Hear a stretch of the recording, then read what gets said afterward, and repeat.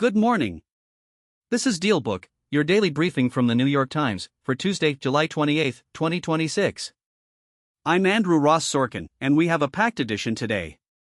The headline story is a global rout in chip stocks that's rippling from Seoul to Silicon Valley, but we'll also dig into a luxury tycoon's scathing open letter, a crypto legal battle involving the president's family venture, a new foundation born from tragedy, and the latest on oil, talc lawsuits, prediction markets, and more. Let's dive in. Not long ago, the chip makers at the heart of the artificial intelligence boom were the hottest trade on Wall Street. Today, investors are reckoning with a trio of headwinds that could put the sector's gains at risk, and those concerns are playing out across global markets on the eve of a momentous string of tech earnings reports. The latest and most dramatic move came in South Korea, where the Kospi Index, home to chip giants SK hynix and Samsung, plunged more than 10% today in extremely volatile trading. That sell-off shaved nearly $600 billion off SK hynix's market capitalization alone. S&P 500 futures are under pressure, dragged down by tech companies stateside. Nvidia tumbled 5% yesterday, a roughly $250 billion rout that saw the chipmaker lose its crown as the world's most valuable listed company back to Apple. So what's driving this? Three factors, essentially. First, there's the breakneck pace of AI spending. The four biggest hyperscalers, Alphabet, Amazon, Meta, and Microsoft, are forecast to spend a combined $5.3 trillion on capital expenditure through 2030, much of it to finance their AI ambitions, according to Goldman Sachs. This year alone, those hyperscalers are set to borrow up to $400 billion to pay for that infrastructure build-out, according to S&P Global. The scale of that borrowing is beginning to unnerve some in the bond market, especially as concerns grow that the Federal Reserve may raise interest rates to tamp down what's being described as wartime inflation. Kevin Warsh, the Fed's new chairman, faces his biggest test yet at this week's policy meeting. He has staked his reputation on getting inflation down after half a decade of it running too high, and Wednesday's decision offers him his first real opportunity to assert himself, with risks in both directions. Corralling his colleagues to raise rates would be a surefire way to signal resolve, but it would also risk choking off the very investment boom that's propping up the chip sector. The second factor is what analysts are calling the circular financing question. Nvidia, AMD, and other chipmakers have pledged billions of dollars to AI companies. Some analysts wonder if these are legitimate investments or a form of vendor financing to prop up the startups that are also their biggest customers. Those concerns re-emerged yesterday on reports, including from the Wall Street Journal and the Times, that Nvidia is in talks with OpenAI to provide the ChatGPT maker with a $250 billion financial backstop to help cover lease costs on a $500 billion data center in Ohio. OpenAI is close to leasing that massive facility in southern Ohio, which could be among the largest of the AI boom, and the chip-making giant is in separate talks to provide that $250 billion backstop. The U.S. government is even helping to provide the electrical power for the project. It's a staggering figure, and it raises the question, at what point does funding your customers become a circular loop that inflates revenue without real end-user demand? The third factor is growing Chinese competition. Powerful open-weight models are making AI cheaper to run, raising questions about whether companies need to keep buying such expensive tech, including chips. Beijing has warned of retaliation if the U.S. weighs a clampdown on those open-weight models. Dario Amodei, the CEO of Anthropic, denied yesterday that his AI company is pushing to ban open-weight models like those made by Chinese rivals. The geopolitical overlay is unmistakable. All of this sets the stage for a critical 48 hours. Chipmakers SK hynix and Samsung, and hyperscalers Meta, Microsoft, and Amazon, report quarterly results tomorrow and Thursday. From the hyperscalers, investors will want more insight into when their mammoth AI bets will pay off. For the chip giants, the big focus will be on demand for their hardware and how they're positioned to fend off that growing threat from Chinese rivals. The Nasdaq Composite, chock-full of big technology companies, came close today to falling into correction territory, Wall Street's term for a drop of 10% or more from its recent peak, before rebounding and ending the day down just 0.2%. A bumpy ride that has escalated in recent days. The big question remains, is this just a healthy reset for a hot market, or the start of a bigger slowdown? While markets digest that, geopolitics is keeping oil traders on edge. Brent crude, the international benchmark, eased to $86.65 this morning as a pause in U.S. fighting with Iran extended into a fourth day. President Trump said yesterday there was a good chance negotiations with Tehran could yield a more lasting peace deal. "We're talking right now," Mr. Trump told reporters aboard Air Force One. Iran took a beating over the last 14 days, and they asked us very nicely, please stop, let's meet, he said, an assertion that Iran quickly denied. Iranian officials appear less upbeat. They say they have not agreed to a ceasefire and are in no hurry to hold direct talks with American negotiators. Instead, Iranian officials insist they're in a position of strength, military leaders boast of battlefield successes, and diplomats dismiss U.S. claims that they're eager to return to negotiations. Amid the reprieve, Iran's leaders are betting they can endure more pain than President Trump can, and they have leverage over the Strait of Hormuz, analysts say. Having failed to achieve his goals through 2 weeks of renewed attacks on Iran, it's unclear whether Mr. Trump's diplomatic opening will yield a breakthrough or simply buy time. In legal news, Johnson & Johnson has reached a deal to settle the decade-old talc lawsuits. The company agreed to pay $5.5 billion to settle about 80,000 suits that claim its talc products caused ovarian cancer. J&J has seen several settlement deals fall through before, but there appears to be more optimism this time around. Meanwhile, Minnesota's ban on prediction markets is in doubt.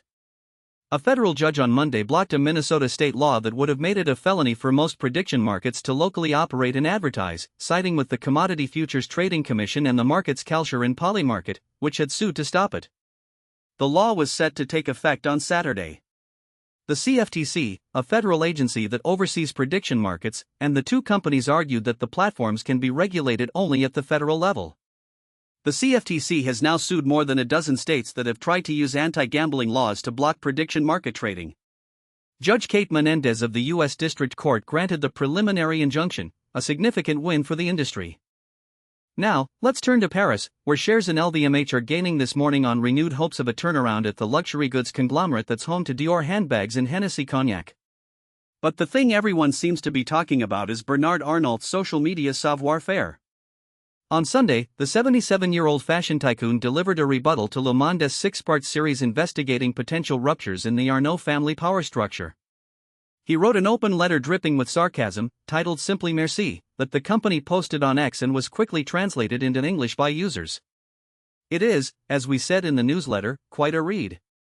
Arnault begins, I learned, first of all, that my staff are impeccably turned out and not one of them is overweight. I offer apologies to readers for this failure of bodily diversity, and I shall raise the matter with the company canteen. He moves on to the business strategy critique, comes the business-first strategy. That a group exporting most of its French-made products should place commerce somewhere in its strategy, it appears, qualifies as a scoop. I await the follow-ups, L'Oréal sells beauty products, Danone takes an interest in food, Renault makes cars, and so on. We can keep this going until Christmas. And finally, the family, the crowning touch, the family. Once cannot write about a man for 6 months without ending up, in thought, at his table. There I found my 5 children, my wife, my nephews. I would have liked to find one nuance, the one that lets 5 strong personalities work in the same house without turning it into Italian opera. At the Arnault family, apparently, we don't argue, we conspire. We don't deliberate, we plot. Very novelistic. In the real world, my children run maisons, build teams, make decisions and, sacrilege, call one another on Sundays. In what could be viewed as a victory lap of sorts, Arnault made his first post yesterday on X under his personal account, thanking those who cheered his open letter and giving his Le Monde critique more oxygen. The letter has generated roughly 9 million views, garnering hat tips from X's former CEO Linda Yaccarino, who called it a masterclass. The billionaire investor Dan Loeb, and Alfred Lin, a partner at Sequoia. It's a rare moment of unfiltered communication from one of the world's most powerful business figures, and it reveals a man entirely comfortable using the tools of the modern attention economy to shape his own narrative. From luxury to crypto, and a legal battle that reads like a thriller. President Trump's embrace of crypto has been astonishingly profitable, netting him roughly $1.4 billion last year alone. Much of that windfall came through World Liberty Financial, a company run by Trump's sons and the sons of Steve Witkoff, a Trump advisor, which has cultivated a lucrative trade in WLFI digital tokens. Now it has spawned a legal battle pitting the company against an early investor, the crypto billionaire Justin Sunday. The Chinese-born founder of the crypto exchange Tron became an advisor to the company in 2024 and invested a total of $75 million. But Sun sued World Liberty in federal court in April, accusing it of fraud, breach of contract, and extortion. He claims that World Liberty froze his tokens after he refused to invest more money. Sun says he believes world liberty is giving crypto a bad name, and the breakup is getting messy. As Jen Weixner writes in New York Magazine, Sun would come to believe he'd made a colossal mistake. World liberty would disappoint his expectations and those of many other investors. The decentralized crypto products it promised would largely never materialize, the money investors put in would remain mostly locked away from them, and the WLFI cryptocurrency would crash, leaving many token holders with huge losses while the president and his partners made hundreds of millions in profits. Sun would be stripped of his tokens entirely. Today, the thing I regret the most is not only that my money got stuck but that my name is on the project, Sun says. World Liberty countered by suing Sun for defamation in May in Florida state court, accusing him of betting against its tokens and embarking on a public smear campaign. The billionaire says it's his duty to call out World Liberty's bad behavior. But Sun himself has a rocky legal track record and a less than sterling reputation. Weixner writes that many in the industry dismissed the claims as a pot versus kettle situation. It's scammers scamming scammers, more than one crypto investor told her. It's a remarkable spectacle, a former advisor to a presidential family venture turning whistleblower, even as his own credibility is questioned. 1 year ago today, a gunman walked into an office building in Midtown Manhattan with an assault rifle and killed 4 people. Among those who died was Wesley Lupatner, a senior executive at the private equity firm Blackstone. On a steamy Monday evening, no one inside 345 Park Avenue noticed the dark BMW pull up outside. The driver entered the lobby with a rifle in his hand. A group from Blackstone had gathered for a mixer off the lobby. Across the big, airy space, Wesley Lupatner, 43, was passing through after a day of meetings upstairs. She was a mentor to young women who oversaw a real estate team that had injected tens of billions of dollars into their portfolio. The lobby's security guard, friendly and popular, who stepped outside every day to buy a lottery ticket, was also killed. The chaos unfolded in seconds. Today, Lupatner's husband, Evan Lupatner, is introducing the Wesley Mittman Lupatner Foundation in honor of his wife. The foundation's goal is to encourage business leaders to take on leadership roles in nonprofit organizations. It's launching in New York and aims to train 1,000 leaders nationwide to carry forward Lupatner's legacy of balancing professional success with philanthropic and civic engagement. Wesley was a born leader, Evan Lupatner told our reporter Nico Gallegly. The two met during their freshman year of college at Yale. They married in 2006 and had 2 children together. Lupatner started her career at Goldman Sachs before joining Blackstone in 2014. She was one of Blackstone's top-ranking women leaders and became the CEO of Blackstone Real Estate Income Trust in January 2025. She was known for mentoring colleagues, especially other women navigating the male-dominated financial industry. I felt so strongly from the moment after she died that I had to keep her flame going, Evan Lupatner said. She had this pulsating energy. She founded the Altna Synagogue in New York and served as a board member of UJA Federation of New York, a charitable organization focused on Jewish causes, and the Metropolitan Museum of Art. The foundation aims to help young professionals follow in her footsteps, connecting them with service-minded mentors, with the hope that it will lead to opportunities to serve on boards and partner with nonprofits and civic organizations.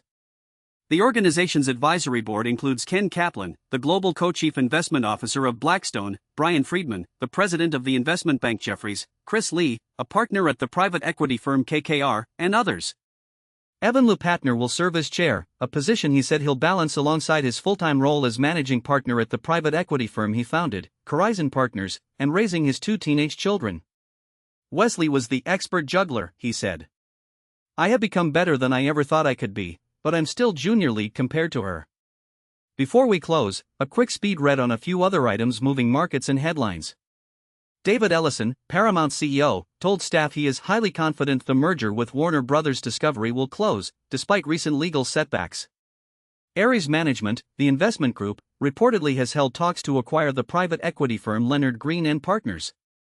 Our colleagues Eli Tan and Maureen Farrell have a deep examination of how Meta got everything it wanted in a secret Louisiana data center deal, a project big enough to cover nearly 6 square miles, advanced through private talks with local officials. Ex-JP Morgan banker Chirayu Rana has filed a new lawsuit that's totally different from his previous sex slave claims. And the FBI seized the cell phone of Mark Walter, the owner of the Los Angeles Dodgers, as part of an investigation into his asset management firm, Guggenheim Investments, that began with a whistleblower complaint. That's your DealBook briefing for this Tuesday. Thanks for listening. We'll see you tomorrow. If you have thoughts or suggestions, email us at dealbook@newyorktimes.com. Follow us on Instagram at @dealbook. This is Andrew Ross Sorkin, signing off.